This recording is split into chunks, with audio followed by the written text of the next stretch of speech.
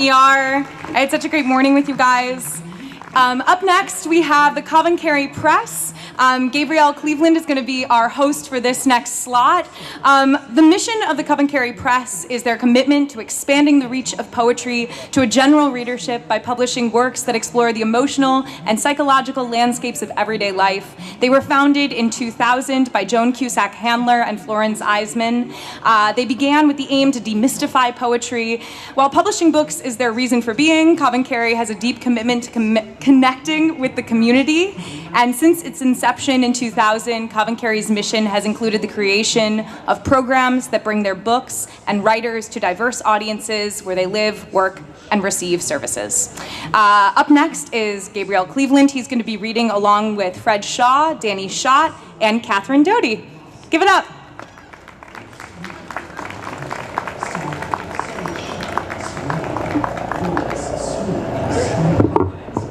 Hello, everyone. As the managing editor of CavanKerry Press, I am extraordinarily grateful to be standing in front of you today as a representative of our small press with a huge heart. In addition to being among the most extraordinary contemporary poets, our authors are tremendous advocates for the underserved in their communities all across the country, and it is a privilege to publish each and every one of their books. If you want to learn more, we are right over there in one of the tents, selling books at a discount and giving many away all day, today and tomorrow. So please come on over, learn a bit more about us, and keep us company after the reading.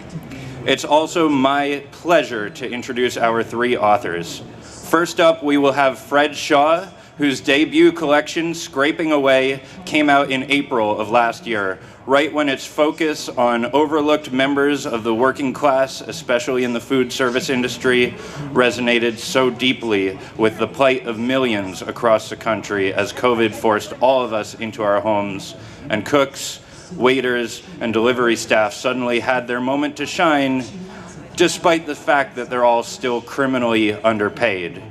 Fred's ability to give voice to the unheard is nothing short of miraculous. Next up, we will have Hoboken poet and community organizer Danny Schott, founder of Longshot Arts and Lit Mag, and representative of Gathering of the Tribes, which is also here today, who carries the torch of Allen Ginsberg and the Beat Generation into a new era. His words, lifted straight from Jersey streets, are the grout between brick walls, conduits of the overlooked, and missiles to the heart. And finally, where do I even start with Cat Doty? The most magnanimous, welcoming, bring a smile to your face every time you receive word from her person in the humblest package. The author of 2 books with CavanKerry, Momentum and Wonderama, in addition to a delightfully quirky children's book, Just Kidding, Kat has the rarest of skills to look unflinchingly at the struggles and pains of life while never losing that glint in her eye that tells you that everything, somehow, despite all odds, will be okay. It's our privilege to publish each of these fine authors. Now come on up, Fred.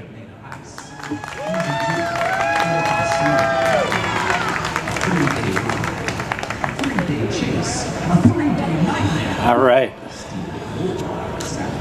Let's see, I'm playing hooky for my restaurant job in Pittsburgh to read to you all today. So this goes out to all the service industry workers, the bartenders, the servers, the busboys, the dishwashers, the delivery people, the cooks, you name it, this is for them. So I'm going to start off with some of the early poems in my collection, Scraping Away. The first poem is titled Argot, which is a specialized language, the way that like nurses or musicians would talk to each other, and also made me think about the way restaurant folks kind of talk to each other. So, Argot. In the sweaty restaurant kitchen where I'll learn to cuss in Mexican, tattooed line cooks talk shit in voices nicked as the bone-white monkey bowls we stack and fill. They call the boss and picky customers chupacabra, goat sucker being the inside joke for every pain in the ass. Years ago, in a place once a mustard factory, I was a boy touring mom's latest food prep gig. A windowless world where the clam chowder paddled around in vats deep enough for me to stand, and I wore a paper hat, same as the mustached men in bloody aprons who cut up and kidded while they hacksawed T-bones from beef sides. Now, I'm digging 12-hour grooves of full trays and spaghetti joints with family names. I'm keeping ice bins full and counters clean, wondering at times if the routine has replaced the oxygen of my dreams with a working life that takes what it wants, stealing my pen and handing me bad math on credit slips. On her days off, Mom wants to play Scrabble, but instead we talk about our fingers, how they've split into open-flowered nerves, stinging our bodies to the bulk of a weary self at the end of the day. Each of us searching for the phrase that captures what it is to feel at once both capable and small. This next poem is, thank you, is called Curse. Thinking about carrying a tray for 30-some years and the fact that you can't unlearn that sort of feels a little bit like a curse. Waiting for steak and fries beneath this dining room's cold light, I look on as Angelita, the stocky Paiute waitress, hauls ales and elk burgers to tables of Germans touring Utah parks on Beamer bikes. It took until senior year for me to balance a full tray of steaming chow, elbow wobbling until I learned to spread fingers wide, hoisting the fiberglass oval on the level plane of my palm, held steady above my right shoulder.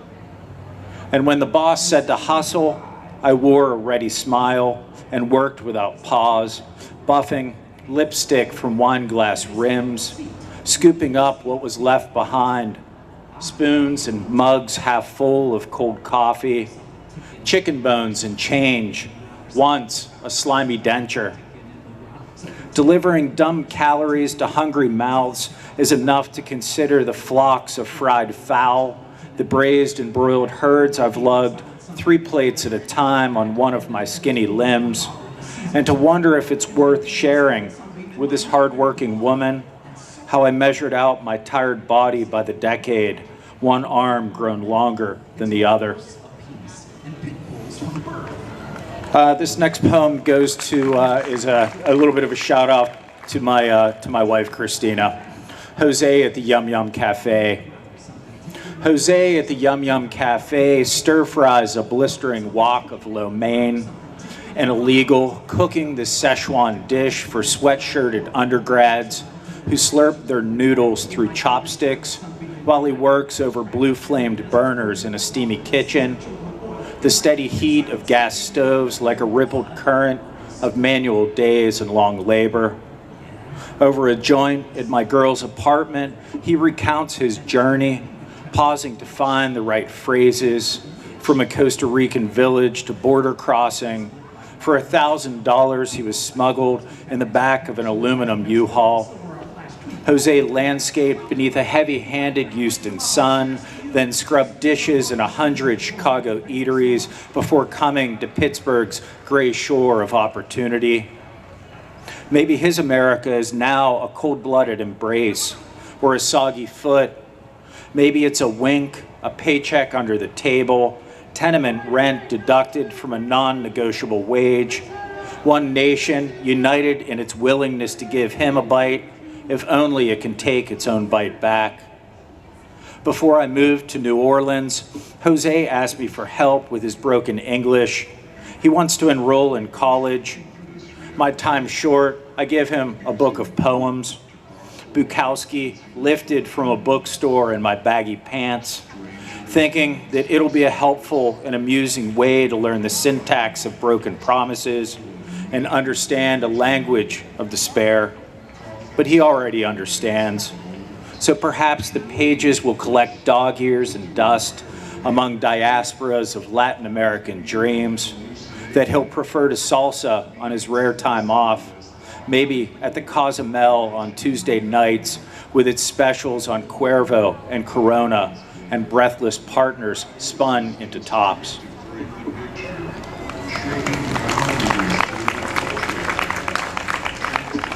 The poet Chan Beatty was one of my mentors, and when I mentioned sort of the story behind this, she was like, you should write a poem about that. So it's called Scraping Away, the title poem of the book from CavanKerry. Once, when we were new, a plate of seafood crashed to the kitchen tiles and became the first scallops some of us had ever tried. Scraping away the broken to save the unscathed, we chewed briny mouthfuls of gritty, sweet meat, swimming in a sniff of garlic and white wine, thinking nothing ever tasted so good. As that moment passed into sounds of clinking silverware and carrying on, while Perry Como sang overhead, imploring us to learn the mambos to and fro, a lesson we'll soon take to humming in a heaping world that needs us to believe we can be oceans, pushing waves toward a shoreline we can't see, the worn down, far off places of ourselves.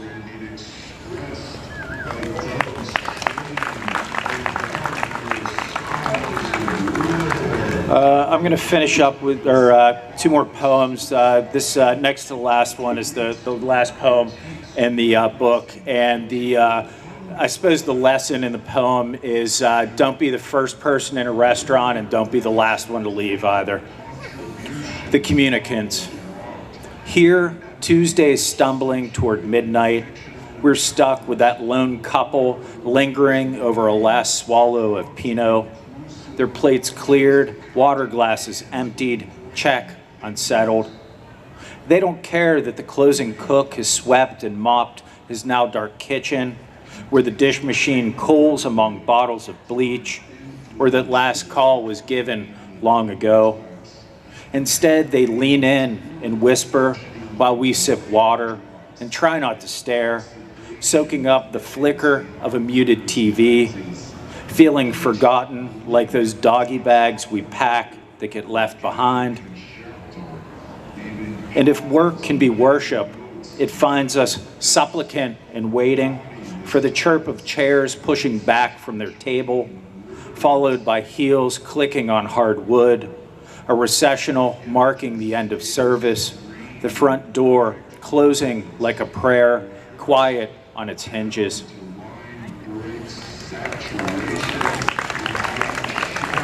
Thank you. And this last poem kind of came about from what I thought was the worst shift ever. And then when I started thinking about it, there was a whole host of them. So a lot of the elements of it kind of ended up in this poem. So it was published in Rattle a couple of in the spring. Worst shift ever. The worst shift ever begins before the sun goes down, when, with a bead of sweat at the temple, you read the chef's specials to a foretop, already moist, the air conditioner wheezing along in a heat wave. They blame you in silence for its lack of function. On the worst shift ever, you will serve brown water, poured because somewhere a main has snapped and it's a full house. On the worst shift ever, you will get cut, then get asked to cut lemons, a sting that makes you forget the chafe burning in the crotch of your dickies. On the worst shift ever, your guest will find a used Band-Aid in their onion soup and a dead cricket in their field greens. The idiot manager will tell them it's good luck. On the worst shift ever, you will congratulate a rotund woman on her pregnancy, only to be told she's not expecting. On the worst shift ever, you will get to explain to one of your former students seated in your section, the one who loved reading Murakami, what it is you're doing here. You will buy him dessert. The worst shift ever begins with you missing the alarm, then arguing with your girl before finding that the only clean pair of boxers are stretched and sagging at your hips. The worst shift ever is a summer Sunday afternoon, manning a slow double while the rest of the world enjoys the sun. You will get busy and want to stab. On the worst shift ever, you will find out your father is in the hospital, or you've been diagnosed with lupus, or that your dog's been found paralyzed. You will be asked to finish waiting on your tables before clocking out. The worst shift ever happens when your worst hangover gets multiplied by a busser who is called off and the other servers are no call, no show.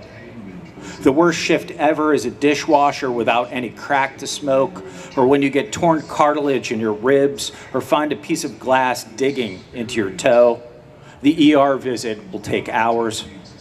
The worst shift ever isn't when the staff threatens to quit or when the building gets zapped by lightning, leaving you in limbo, but might be finding on the one night you finish early that your car has been towed.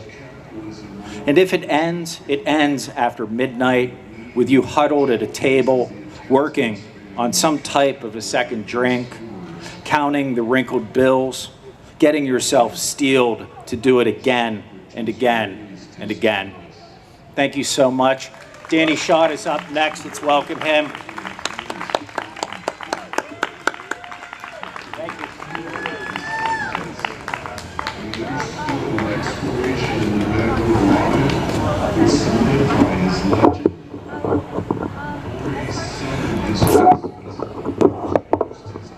Thank you, Fred Shaw. That was awesome. This guy came all the way from Pittsburgh for this. Let's hear it again for Fred Shaw.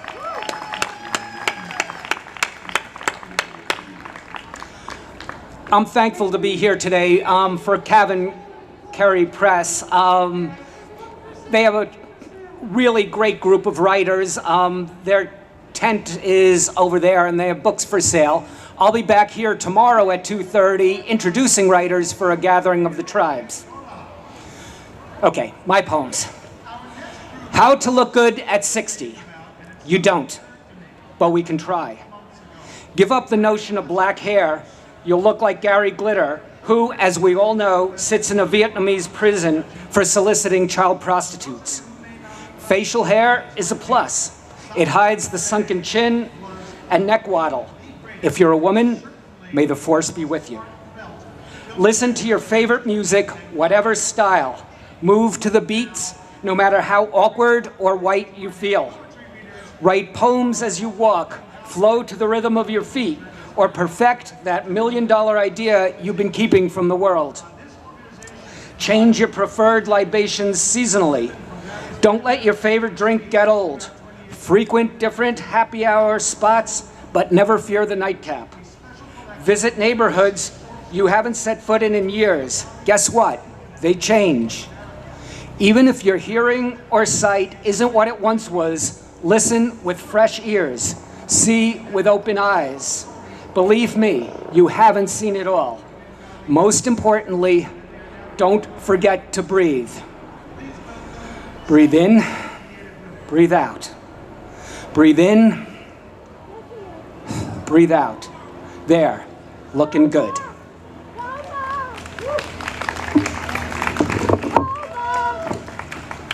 Hope, an open letter to posterity from a minor poet of the 21st century. Moondog said it long ago. Bye, bye, bye, Manhattan. So long, Steve Delachinsky and Steve Cannon, the Grassroots Tavern and Carnegie Deli, St. Mark's Books and Sidewalk Cafe. Say adios to living in a zip that starts with one. Can we hope again to afford a Yankees game, a Broadway play, or a taxi ride across town? Where have all the people gone? This is for you, Larry Kelly, fighting, fighting, fighting for breath on the whirring ventilator of fate. What can we say about hope when there isn't hope? We can say, it's time to get to work to clean up the mess we have left our children and our children's children, as well as our parents' generation, so we are seen in a kinder light by history and any God who takes an interest in the daily lives of humankind. We must train ourselves to look for the good in fellow humans, not just mistakes and moments of weakness. We need to remind ourselves the measure of life is the journey undertaken, not the rewards we accrue at any given time. We as a species can still achieve wonders when pushed, and we are pushed in ways not seen in generations. We need compassion and community action while living in isolation and distance by necessity and choice. The screens we're addicted to offer little solace to the lonely mortals we become, in spite of our strength as social creatures who once upon a time enjoyed each other's company. Time passes like clouds through a sleepless night, haunted by fever dreams of those we've left behind. The sirens passing by the front of our house, as common as the chirping of birds in the back. The morning news infuriates because we know our former president is ill-equipped to deal with a crisis that wouldn't be as bad if he wasn't around. Everyone I know is in the process of losing someone dear to them. I wake up every few hours with my chest beating, wondering who's next. Every cough is not the end. Every breath precious. A walk outside the house should not be occasion for an argument with Caroline. I've caught up on reading back copies of The New Yorker and know as much about Bolivian politics and Fiona Apple's mental state as I'll ever need to know. My neighbor, a kindly woman, is shouting at passers-by, "Wear a mask, don't be an asshole."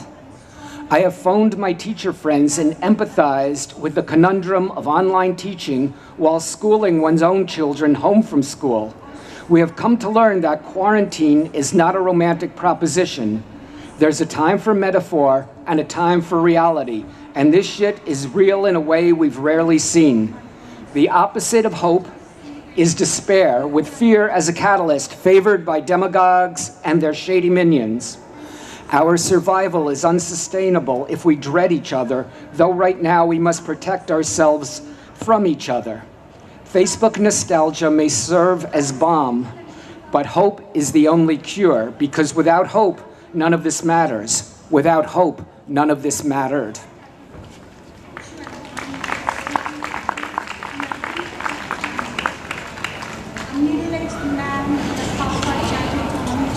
Okay, this one's from my book, Works. How to Write the Great Jersey Poem. Start in the Meadowlands or the Turnpike, or on the Turnpike driving through the Meadowlands. In a car, a fast car with a broken muffler and faulty air conditioner.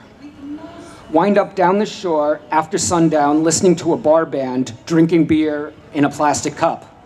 Have a secret rendezvous with a beautiful girl or boy, your choice. Born to Run plays in the background, or Sandy, or My Way, anything but New York, New York.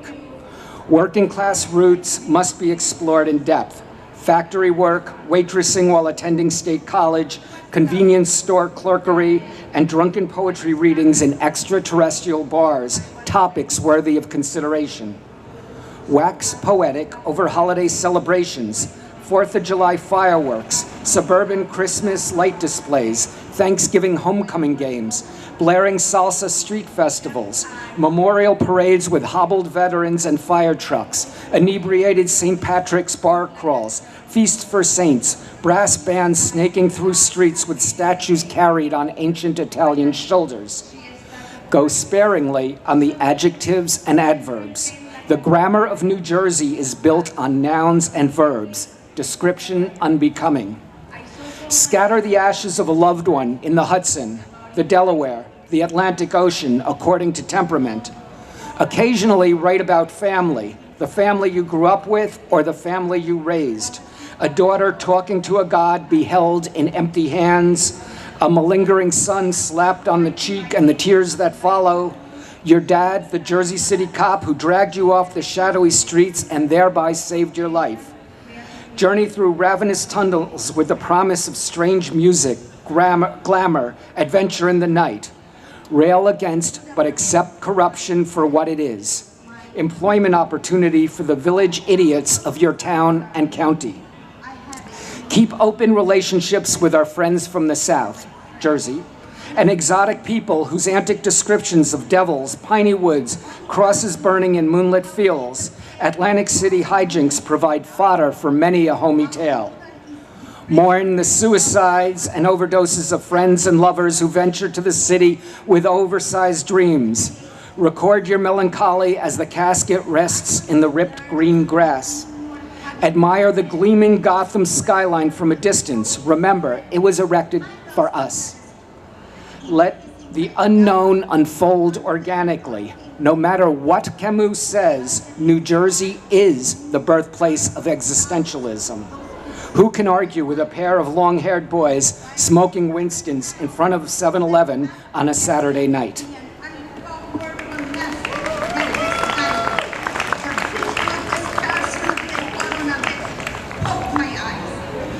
This one's a little difficult to read because it's in 3 voices, but I'll do my best.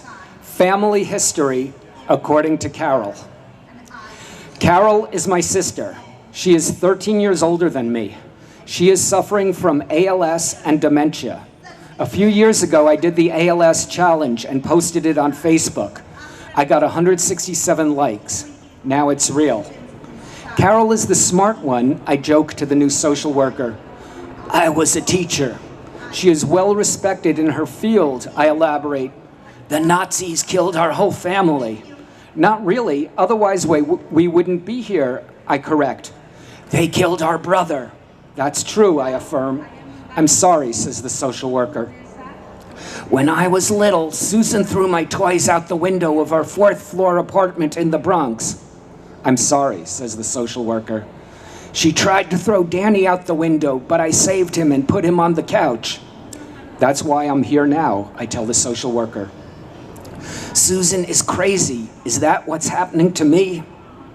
Our sister is autistic and schizophrenic and retarded, I chime in. You're not supposed to say retarded anymore, Carol corrects. I know, but she is. No offense taken, says the social worker. My husband, Rich, was abused when he was little. That's what he says, I add. Danny thinks we should be divorced, but he's a good man. No, he's not, I correct. Our mother was crazy. I think it runs in the family. No, Carol, Mom was just fragile. Donald Trump is a Nazi. I won't argue the point, the social worker and I reply simultaneously. Carol is doing what Mom used to do, which always embarrassed me. She's telling her sad story to a stranger. Now I'm doing it.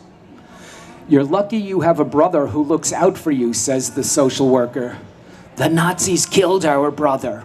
I want a cigarette. Can you light it for me? Of course.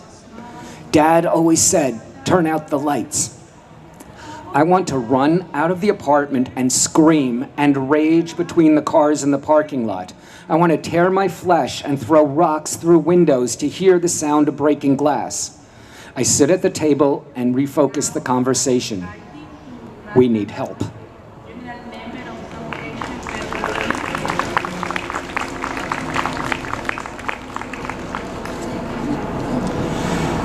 Teacher dreams. Variations on a theme. 1. It's a bad day in the classroom. The students are not paying attention. Some sit on their desks playing cards. Others are actively listening to music. Pay attention, you little bastards, I scream. Listen to me when I'm talking. At that moment, the principal walks in and quietly takes a seat in the back of the room. He pulls out a legal pad and furiously starts taking notes. I regain my composure and speak of the necessity of proper punctuation. Just then, Marcus pops out of the closet and screams, "Psych!" I start yelling again. The students ignore me. The principal keeps taking notes. 2. I didn't prepare for today's lesson, but I've taught it so many times I can do it with my eyes closed. Hamlet, too smart for his own good? Unfortunately, I forgot to wear my pants. The class is quiet, not wanting to say anything until Herman shouts out, "Yo, Mr. Schott forgot to wear his pants. Look, you could see his dick." I look down embarrassed. Chaos ensues. 3. I have re-entered the profession in the South Bronx because I want to make a difference. It's the first day of school and I'm driving to work, but the roads have changed and I'm lost. I call into the office. I'm on my way. There's heavy traffic. I circle around over bridges and exit ramps. Half an hour later, I call the office again. Sorry I'm late, but the roads have changed. There's no way off the highway. Half an hour later, I call again. The phone rings and rings. No one answers. 4. Ileana, the pretty blonde Russian girl who sits in the front row, is recording me on her cell phone. I ignore her and go on with the lesson. What is Ellison's metaphorical intent with the battle royale scene? The class sits in stupefied silence. Ileana is adamantly waving her hand. I gaze in her direction a few seconds too long. Gotcha, she says, as the class bursts into laughter. 5. We're huddled together in the corner during another shelter-in-place drill. Everyone is silent. This is serious business. Someone farts loudly. Wasn't me, I immediately advise. The students smile knowingly. 6. All is going well. The class is engaged. The principal's secretary is at the door with a note in her hand. It's a review of my transcripts. Turns out I failed gym, or physical education as the gym teachers like to call it. I have to return to Dumont High School to complete requirements for graduation. Just then, my alarm goes off, and I arise for another day of school. Okay, one last one. This is pretty new. Identity. Aside from Jews and lesbians, white people haven't done shit for my writing. Don't get me wrong, I'm not an ingrate. White folks have hired me for work most of the time, and they have made me laugh at the television now and then. They've designed practical clothing I fit into, though the legs are too long. White people like to categorize, create genres and subgenres, which our children will study in exorbitant palaces of higher learning. We want to be considered white people, us Jews do, but we rarely seem to get it right. Where do I fit into the spectrum of whiteness? It's probably not proper to say they when it should be we. We who have invented isms, private property, Diet Coke, and professional football. We make the unspoken rules, though we loathe to share them with those in need. We reshuffle borders, rename other peoples, and mess with our pronouns when we are bored. We see God in our image. We'll destroy each other after we are done destroying those we choose to not understand. No matter our politics, we are sure we are right. We create mythologies based on our fears. We are frightened, unapologetic, unmasked, unvaccinated, unaccountable, unhinged. Thank you. Next up is Kat Doty.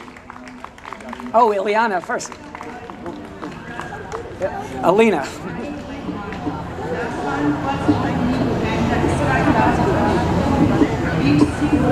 All right, what a wonderful reading. Give it up for Danny.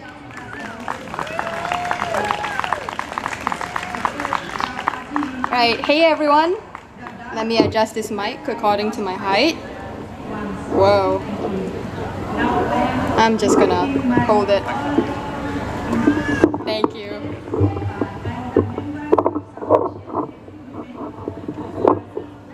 All right.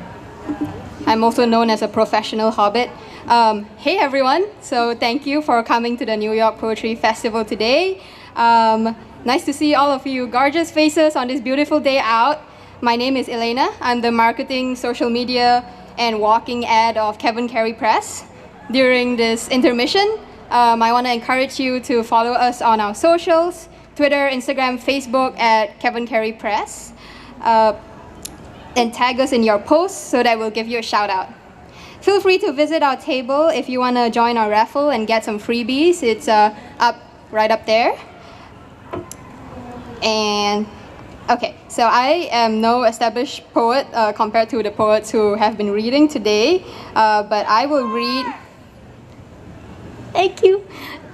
But I'll be reading a poem called Wonderland, which was one of the first poems I read aloud in a cafe, turned into a song, turned back into a poem, so it's called Wonderland, the remix. Right. Lights go out, all else fades. Theater screen, my life displays. Hold my hand, don't be afraid. Here comes the voices in my head.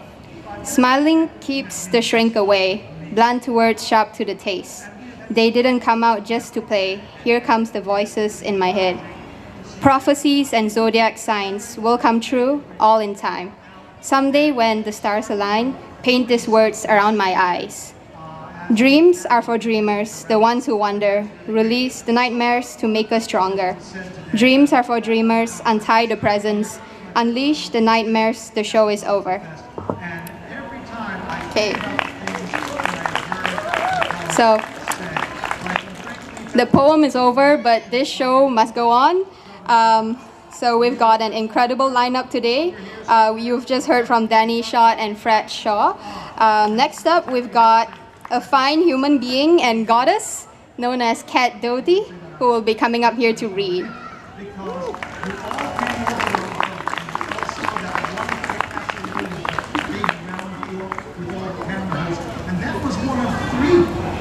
That was built to protect the harbor of New York in preparation for the War of 1812. Hi. The most famous one that was pictured is Castle Clinton, which is on down at Battery Park, where the Statue of Liberty now stands. That was also built wood. And these three forts, wood, Clinton, were created. This is called tumbled. Designed to entrap. What in hell are you doing at night on the creepiest street in South Patterson, fussing with some battery-busted wreck of a pink Barbie Jeep you found in the woods and think you can get to run? Oh yeah, you live there, but still, underneath a street lamp alone, the summer each phrase you hear gets tossed in your head till the sounds reverse. So candy bar morphs into bandy car, and starts at 4, emerges farts at store. And you, consumed, ignore the spank of steps and don't look up, though you feel the shadows' arcing fingers touch you, and sooner than you can summon, done, ranger, the real hands behind the darkness pluck you up, and round your neck a thick arm wraps itself. You hear, I have a knife, don't make no noise, but knife and noise both start with the same sound, though he kite mill me works. And this is a blade all right, its point where your shirt and shorts are parting ways. But he is new at this, fumbles to knead your front with his knifeless hand, and you drop your dead weight to the gravel and fake him out and escape with a few minor cuts and an earful of slobber. And he doesn't get what you know he really wants. So you run a victory lap through the crabapple trees, past pricker bushes, beer cans, some bum's wet mattress, screaming, shirtless, triumphant, a geyser whirl. Thank you. Thank you. And this is called Grandma. Mischief made her lift her arms and turn with such a look of wonder on her face that I was not afraid to see the flames licking along both sleeves of her flannel robe, but stepped back, as one does from an act of God, the better to take in her glittering pale green eyes, her pirate's nose, the few yellow teeth in her little open mouth. As my mother, her own mouth open in a scream, rushed up behind her to yank off the blazing robe and dance on its burning. And Grandma, naked, jubilant, winked at me while the kettle shrieked its way to boiling dry, and sent me from some far hilltop in her far world a vision of what it was certain I'd become, wild-eyed and crazy and blazing like a 6-gun, nothing at all to be met with shame or fear. So this is for her, who now has long been ash, a chronicle, the last word of which is, oh, thank you. Thanks. This is called The Dawn of Beauty. He spins his scissors like a cowboy twirls a pistol and chops off my braids, 2 snakes he rescues me from. They lie on the kitchen floor among the crayons, near a drawing I made of the famous Patterson Falls.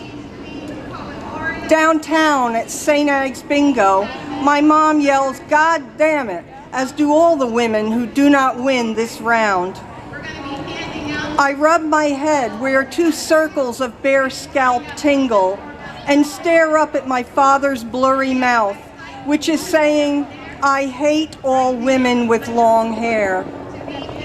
All princesses, all witches, Aunt Pauline, these are the kind that I no longer am, the kind he cares enough to make me not. Then the shouting starts and I know my mother's home. He hollers, "Who even looks at some little shit's hair?" and makes sure everybody knows she cut it herself. In the morning, my mother gussies me up in a dress. Incongruous as a chimp in my yellow ruffles, I follow her to the barber to fix what's left.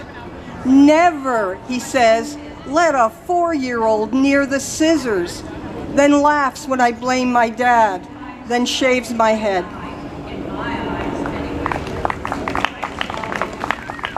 Thank you. I know it looks like I'm waiting, but I'm just looking for the next poem. Okay. New girl in town. Cross the street, Franny, if ever you spy Joe Moe, whose hand-hewn tar paper shack we approach on bets, or pitch chunks of pudding stone at from moving cars. You'll want, too, to skirt Donna's uncles, drunk and jolly, who'll sneak through your screen door with snow cones and try to kiss you, and Ronnie V, who just got out of Rahway, we're not supposed to know what got him there. And St. Ag's School is an iron maiden of dangers, though statues of saints peer out of each dusky corner, and Jesus, his plaster self, tops the entrance stairs, where one day he stared at a second grader's vomit, hand held before his exposed and flaming heart, as if to express distaste for incarnation. Expect more shame to be handed out than blessings, administered lavishly both in word and deed. For girls, 18 inches of steel on open palms. For boys, once slung across a nun's black lap, lusty wax on the seats of their regulation pants. So that's about it, Fran, except for that candy store where the old guy gives out wax lips for Halloween and ends of cold cuts to the dogs he lets inside. He'll say, "Sweetheart, you look pale. Are you on the rag?" If you're hungry, Franny, tell him yes. He'll put his hand on your stomach and then on your forehead, then tell you you're clammy, then toast you a piece of toast. Oh, thank you. I'm just looking again. Okay. Two more. The most beautiful words in the English language. Just 2 more. Okay. This is called Working Girls, and it's for Althea, Gladys, and Four-Way Annie. Like them, she excels at her game and is fairly fearless. Like them, she endures the tedious for cash.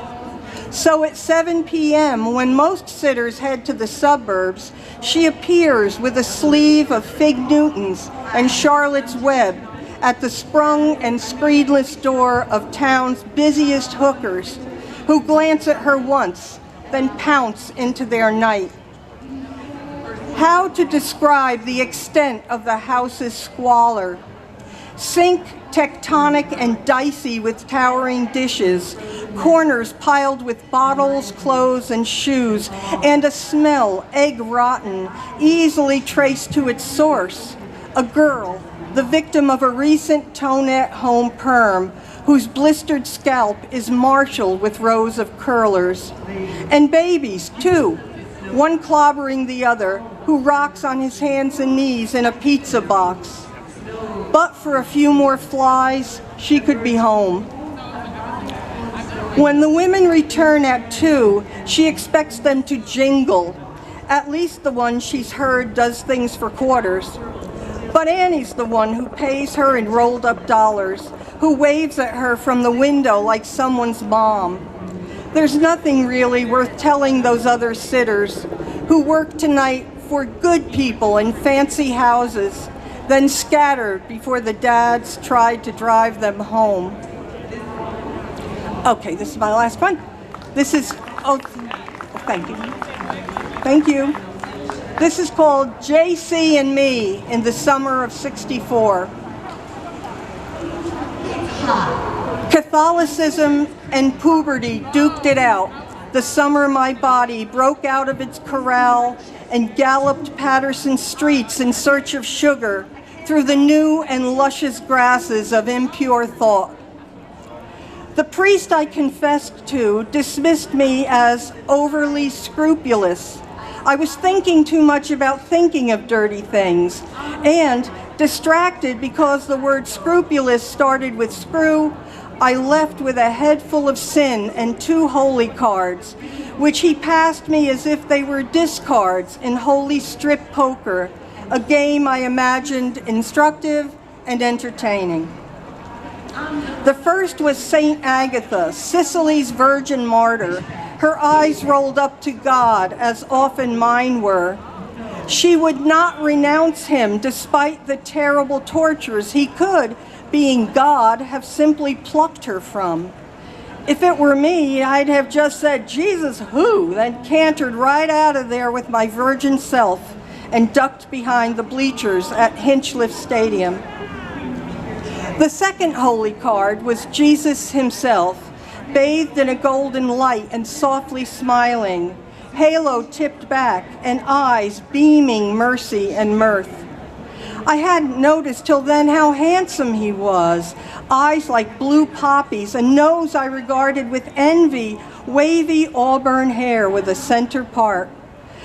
I pictured the halls of St. Ag's full of boys in caftans, and me with my black hair tossing in the hot pink short shorts that got me suspended from school. Imagine, I thought, when he too was confused and changing, not quite a man yet, and almost but not quite God. Hear me calling his name, though he's already heading toward me. The August wind blowing his robe between his legs, the power to miracle lighting his holy face. A gingery fuzz on his lip, and an eager smile telling me I have powers too. At my nearness, his thoughts will cleave the Patterson Falls, send beer cans and tires jouncing down McBride, and cause the all-the-way hot dogs at Libby's lunch to vault like angels from their very secret sauce. Thank you. Thank you. I can't start with Gabe, I'll never finish. Brilliant friend and editor, wonderful writer. I love him. Here he is.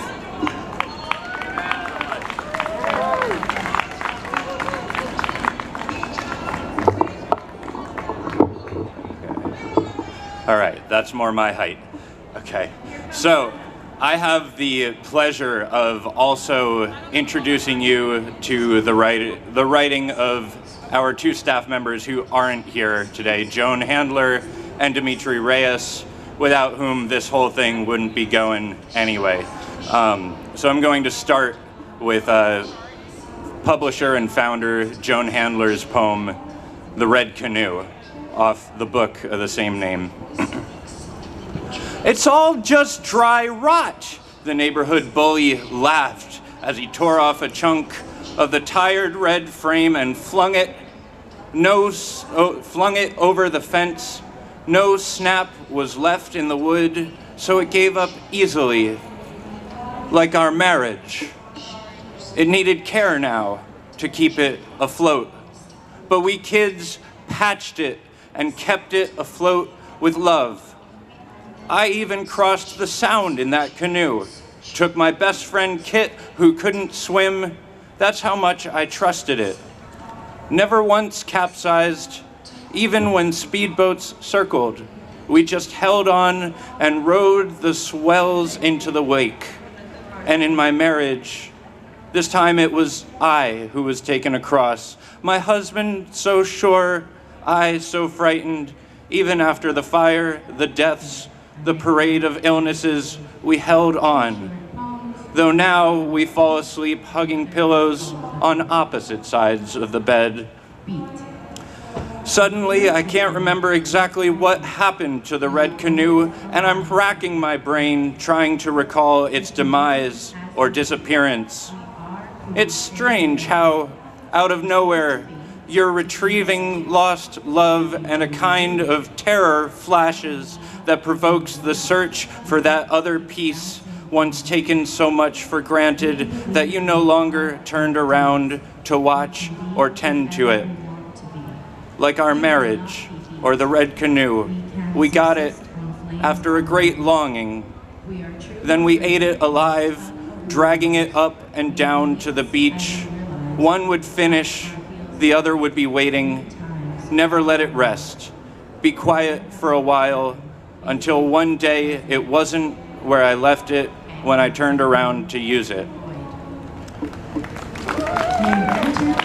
All right, turn that applause into a drum solo because I need to channel Dimitri Reyes, and he is a far more spirited person than I am. Drum solo. Go ahead and do it. Aguanile.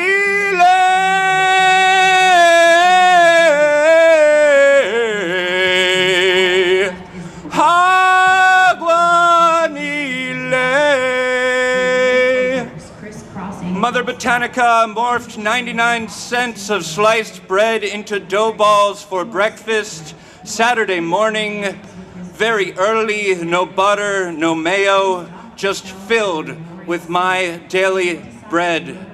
Going to Botanica on a half-empty stomach to fill yourself on sweat guised in tears of me. I am no air conditioner, I'm heat and murmur. I am this world, but you are not your island.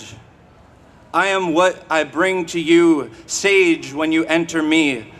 The ding at the storefront, vibrations and shakers, greetings in the language of your grandmama's swollen feet.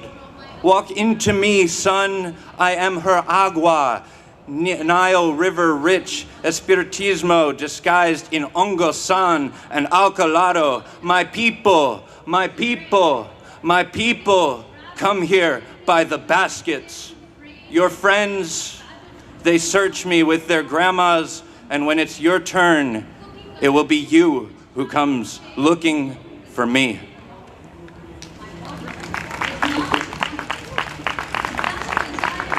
All right, and I understand that we're short on time, so I think I will read just one of mine, possibly two.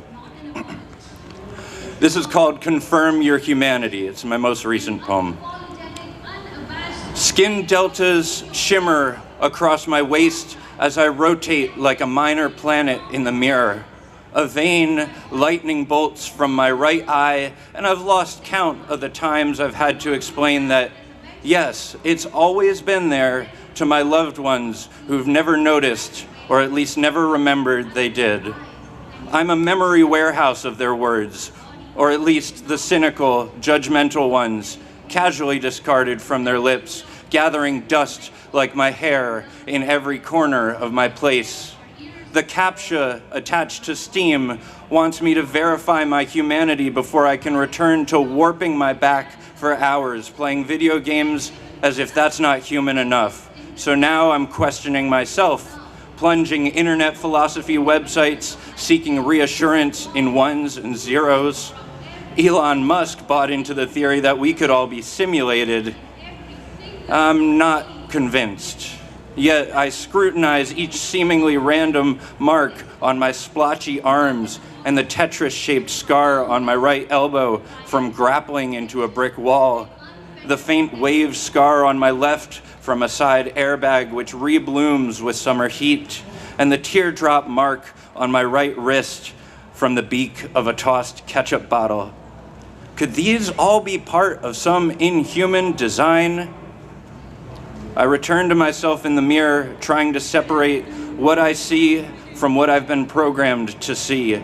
Each line on my face a sign of laughter, a grimace, or age. My limbs toned enough to suggest a grace at odds with the tank of my shoulders and chest, the inescapable jug that is my gut, my slight breasts that exist enough to elicit snide remarks, and yes, I hear them, and the echo of every ad I've ever heard about how bad it is to be fat, and every weight loss product that will save me from damnation, and I surrender to not knowing what part of me, if any, is real. No, fuck that.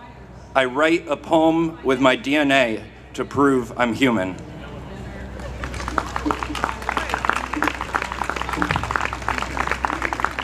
I'm just gonna do one very quick one, 20 seconds. It's for all of you out there. It's called Speak.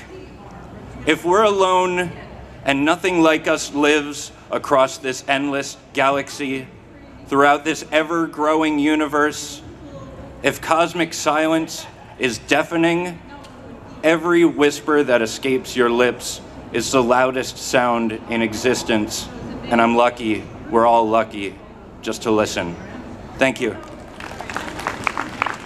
And if anyone loved it, raise your hands. I'm going to be giving out some tote bags. Gabriel's much taller than me. Let's give it up one more time for the CavanKerry Press. That was Gabriel, Danny, Fred, Catherine. Incredible work. Thank you so much. We have such an exciting afternoon coming up, and I'm so thrilled to be here. For anybody new, I am Meredith Starkman. I am emceeing this stage, The White Horse. It is my great honor.